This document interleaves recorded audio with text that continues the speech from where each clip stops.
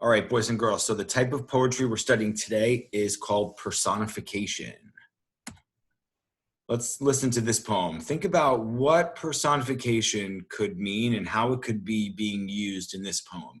Hey diddle diddle, the cat and the fiddle. The cow jumped over the moon. The little dog laughed to see such a sport, and the dish ran away with the spoon.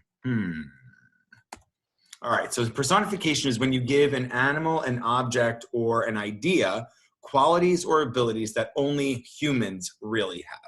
So for example, you might say that the car danced across the icy road, or the angry clouds marched across the sky. You might say that the stars in the clear night sky winked at me. The tulips maybe nodded their heads in the breeze. All things that those are all qualities or actions that only a person or a human could actually do, yet we give them to non-living objects or animals because they make sense and there is a connection between what we're explaining and what that object or animal or idea actually does, right? So a car moving, we could say it's dancing, or angry clouds slowly moving across the sky, we could say marching. Stars twinkling are winking. So you have to see the connection, and the connection has to make sense. It can't be just out of nowhere, have no, relevance to one another. By using personification, writers bring non-human things to life.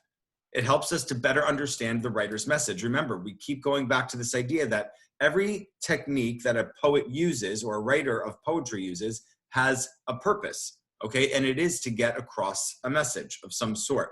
Let's read this one. I wandered lonely as a cloud. I wandered lonely as a cloud that floats on high or veils in hills. When all at once I saw a crowd, a host of golden daffodils beside the lake beneath the trees, fluttering and dancing in the breeze. Think about what are we giving human-like qualities to, and what are the human-like qualities we're giving them? Okay, this is one of my favorite poems ever of all time. And it's such a bummer to me that we're not in school because usually we do a whole little painting project. And you know how I love to do Crafty Friday, and this is what we would have done. So just imagine that after we read this poem, we're gonna make our own daffodils and we're gonna paint and we're gonna write more poetry and a whole bunch of fun stuff. So this is titled Daffodowndilly by A.A. Milne. She wore a yellow bonnet. She wore a yellow sunbonnet. She wore her greenest gown. She turned to the south wind and curtsied up and down. She turned to the sunlight and shook her yellow head and whispered to her neighbor, winter is dead. So let's think for a second. Can you think about what makes this poem an example of personification? What has this poet done to make this personification? We know that this poet has given life or human-like qualities to this daffodil. That's what makes it personification. And what exactly is her yellow sunbonnet? It's the flower, right? The yellow part of the flower. And what's her greenest gown? The stem. And what do you think is happening when she curtsies? Interesting. Some different people might have different interpretations of this. I say the wind is probably blowing and she's being kind of swayed back and forth. All right, so this is a cool little chart that I made, and I want you to think about this and use it when you go off to write your own poetry today. Step one, when you're writing your own poetry, think of something non-living that you want to personify. Maybe a soccer ball.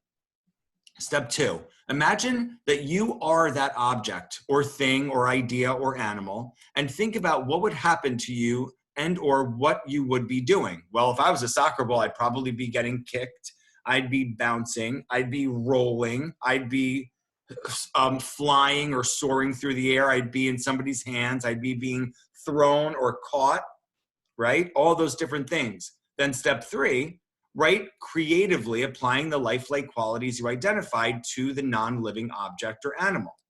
So you might say the soccer ball when soaring or flying through the air. You might say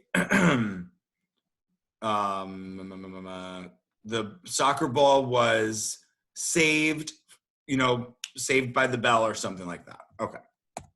So your assignment today is to visit the 4th grade poetry Padlet and read all the personification poems that I posted there for you.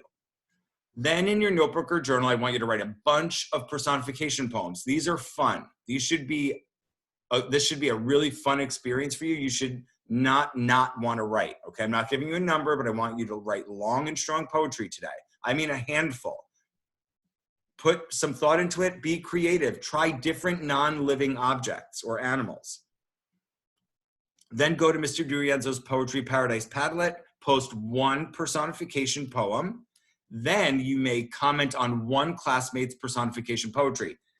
P.S. This is one of my 2 favorite types of poetry, so I really want you to blow me away tomorrow. I'm looking for some really good personification poetry from you guys. And I know how creative you all are, so I know that you can do this really well.